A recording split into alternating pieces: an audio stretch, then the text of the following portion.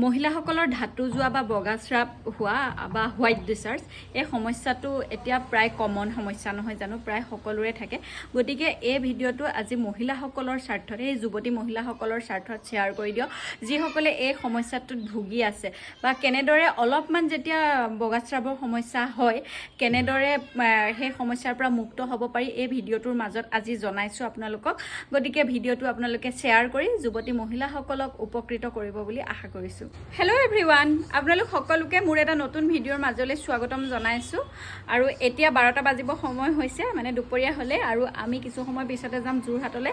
আৰু আজি যোৰহাটলৈ মানে বজাৰ কৰিবলৈ যাম, বহুত বজাৰ কৰিম আৰু ভাল কিবা এটা আহি আছে, গতিকে তাৰ বাবে কিছু বজাৰ কৰিবলৈ যাম। কিন্তু তালৈ যোৱাৰ আগতে আপোনালোকক এটা কথা জনাওঁ বুলি ভাবিলোঁ যে আমি এনেদৰে জাৰ্ণিত যাওঁতে আমি মহিলাসকল কিছুমান অসুবিধাৰ সন্মুখীন হওঁ।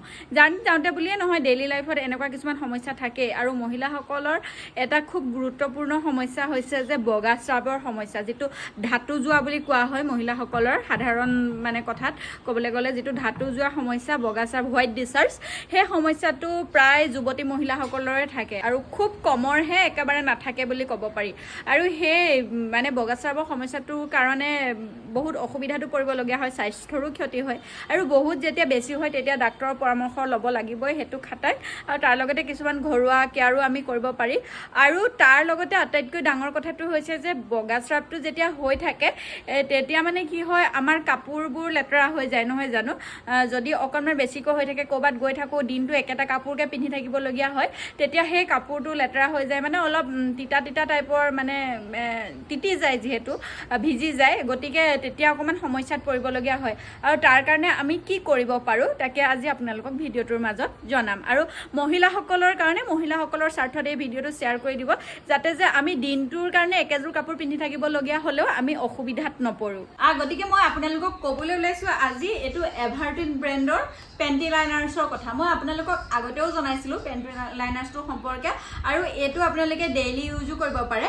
আৰু আপোনালোকে চাগে ভাবিব এইটো ডেইলি ইউজ কৰিবলৈতো আমি ডেইলি পিৰিয়ডছ হৈ থাকিব লাগিব, বস্তুটো দেখি মানে তেনেকৈ ভাবিব, কিন্তু কথাটো তেনেকুৱা নহয়। এইটো একেবাৰে লাইট ৱেইট হয়। এইটো চাওক, এভাৰটিনৰ পেণ্টি লাইনাৰ্ছ। আৰু এভাৰটিন ব্ৰেণ্ডটোৰ বিষয়টো আপোনালোকে গম পায়ে, এভাৰটিনৰ মেনষ্ট্ৰুৱেল প্ৰডাক্ট যিসমূহ বহুত বেছি ভাল হয় আৰু মানে কি বাজেট ফ্ৰেণ্ডলি হয়, বহুত কম দামতে মানে ভাল ভাল প্ৰডাক্ট পায়।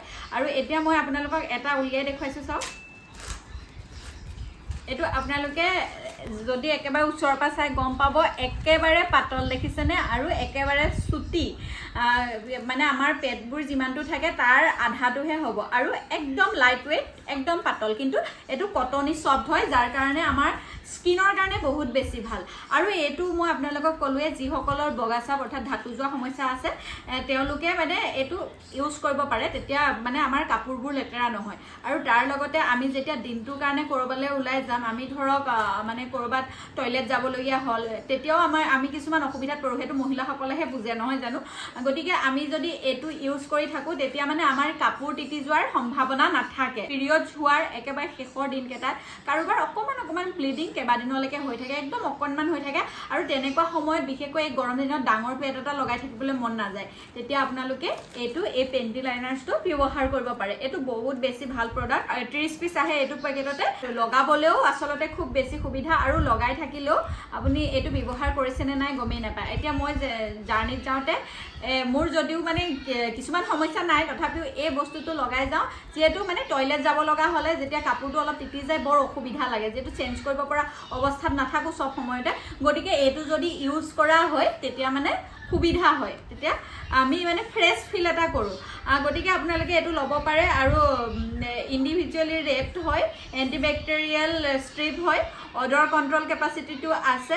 এইটো যদি আপোনালোকে কিনিব বিচাৰে তেতিয়াহ'লে আপোনালোকক মই কমেণ্টত পিন কৰি থৈছোঁ লিংকটো, ইয়াৰ অনলাইন লিংক পিন কৰি থৈছোঁ। আপোনালোকে এমেজন, ফ্লিপকাৰ্ট সকলোতে পাব, ধুনীয়াকৈ কিনি ল'ব পাৰিব।